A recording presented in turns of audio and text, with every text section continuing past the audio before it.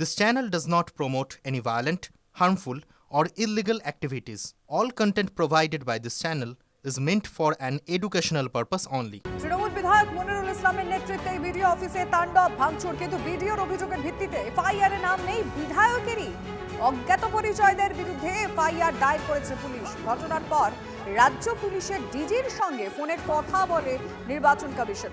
পুলিশের ডিজিকে এফআইআর দায়ের করতে বলা হয়। বিডিওর অভিযোগের ভিত্তিতে এক তৃণমূল কর্মী সহ 4 জনকে গ্রেফতার করেছে পুলিশ।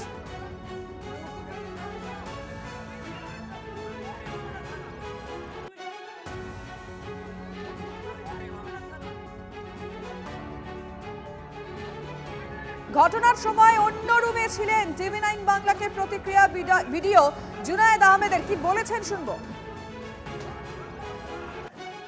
আপনি এনাকে চেনেন? আপনি এমএলএ থাকতে এমএলএ কে চেনেন না? আপনি এখানকার এমএলএ কে চেনেন না? কোথাও কি ভয় পাচ্ছেন? এমএলএর উপস্থিতিতে হলো আপনি আন্দোলন লিখলেন, কোথাও কি ভয় পাচ্ছেন? আপনি কোথাও কি ভয় পাচ্ছেন? ছবিতে দেখা যাচ্ছে কিন্তু এমএলএর নাম নেই তো এফআইআর। এমএলএ বা এই যে এদেরকে চেনেন?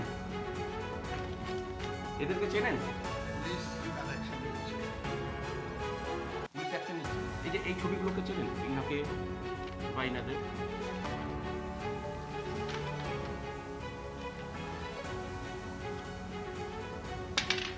ওই সময় আমি অন্য রুমে ছিলাম।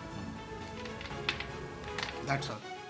এসেছিলাম সেই ছবি নিয়ে, এবং ভিডিও সেটা জানান যে সেই সময় তিনি অন্য রুমে ছিলেন, তিনি জানেন না। কিন্তু তার ভিতরে রয়েছে সিসিটিভি ক্যামেরার যে ডিসপ্লে বোর্ড, যে টিভি, সেই টিভিও কিন্তু তার ঘরের মধ্যে রয়েছে। তিনি হয়তো খতিয়ে দেখলে সেই ছবি দেখতে পেতেন, বা খতিয়ে দেখেছেন তিনি, অথচ কাউকে আড়াল করছেন বা কোথাও যেন ভয় পাচ্ছেন। কারণ আমরা যে গতকাল যে ঘটনা ঘটেছে সেই ছবি প্রিন্ট আউট করে এনেছিলাম।